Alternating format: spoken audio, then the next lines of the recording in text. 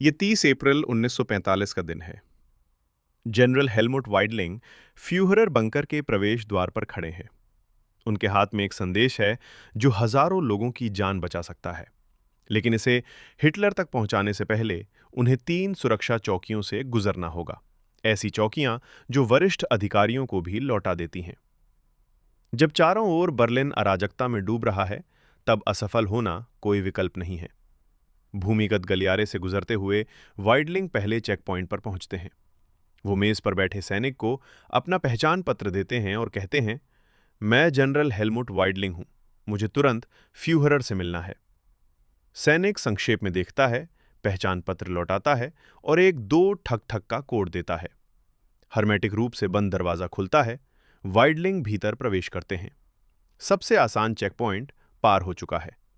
लेकिन जितना वो फ्यूहरर के करीब पहुंचते हैं, सुरक्षा उतनी ही कड़ी होती जाती है। जनरल वाइडलिंग अब प्री बंकर में प्रवेश कर चुके हैं। उनके नीचे 8 फुट मोटा कंक्रीट का फर्श है और ऊपर 9 फुट मोटी कंक्रीट की छत। ये दीवारें भले ही बमों से बचाती हों, लेकिन गिरफ्तारी का डर ही यहां सबको दहशत में रखता है। पश्चिम में अमेरिकी और ब्रिटिश सेनाएं म्यूनिख, नूरनबर्ग और हैम्बर्ग जैसे शहरों पर कब्जा कर रही हैं। हर गुजरते दिन के साथ नाजियों की स्थिति और भी निराशाजनक होती जा रही है। प्री बंकर के पहले हिस्से में एक विशाल वायु फिल्टर प्रणाली 24 घंटे चलती रहती है, जो गैस हमलों से सुरक्षा देते हुए सांस लेने की हवा उपलब्ध कराती है।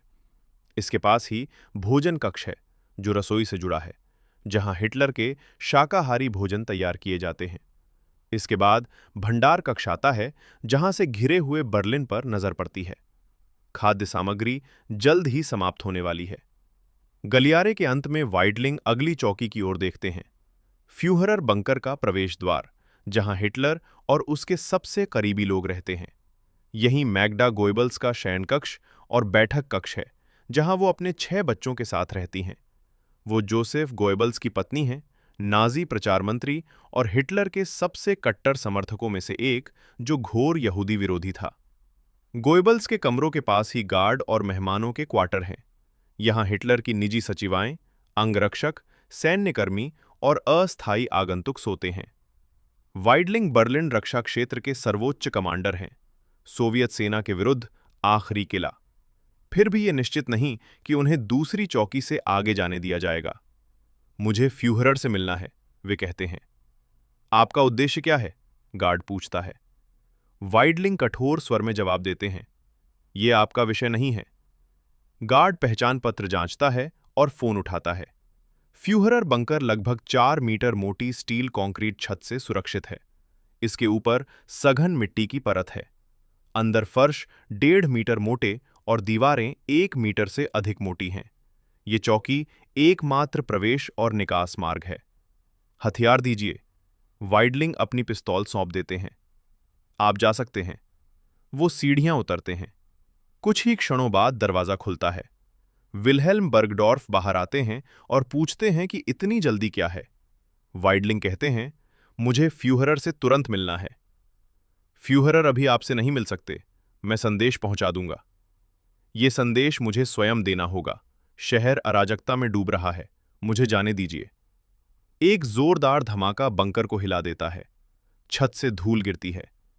मुझे ये संदेश देना ही होगा। बर्गडॉर्फ वाइडलिंग का हाथ पकड़कर उन्हें अंतिम चौकी से अंदर खींच लेते हैं। बम कभी इतने पास नहीं गिरे थे।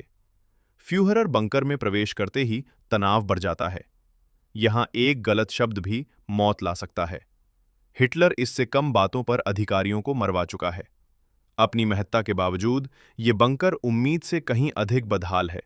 गीली, सड़ी और गंदी दीवारें। बंकर भूजल स्तर से नीचे है, इसलिए जनरेटर लगातार चलते रहते हैं। दाईं ओर टाइपराइटर वाला कमरा है। युवा महिलाएं अपने डेस्क पर बैठी हैं। कुछ दिन पहले तक वे आदेश टाइप करती थीं। आज वे निष्क्रिय हैं। एक व्यक्ति उनकी ओर आता है, मार्टिन बोरमन। ये कमरा पहले शयन कक्ष था, अब उसका कार्यालय है।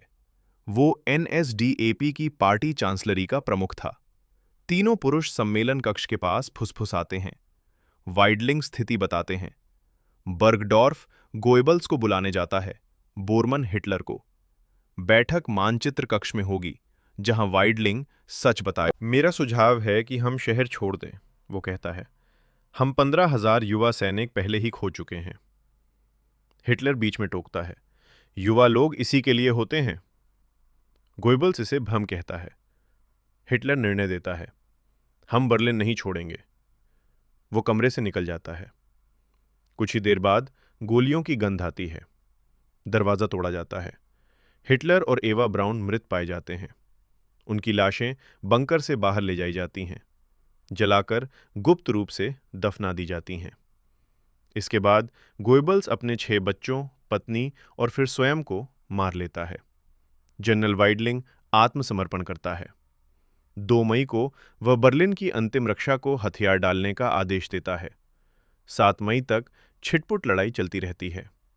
आज वह स्थान केवल एक पार्किंग स्थल है, जहां एक ऐसा व्यक्ति दफनाया गया जो 60 लाख यहूदियों, लाखों अन्य लोगों की मौत और यूरोप के विनाश का जिम्मेदार था, बिना किसी कब्र, बिना किसी सम्मान के।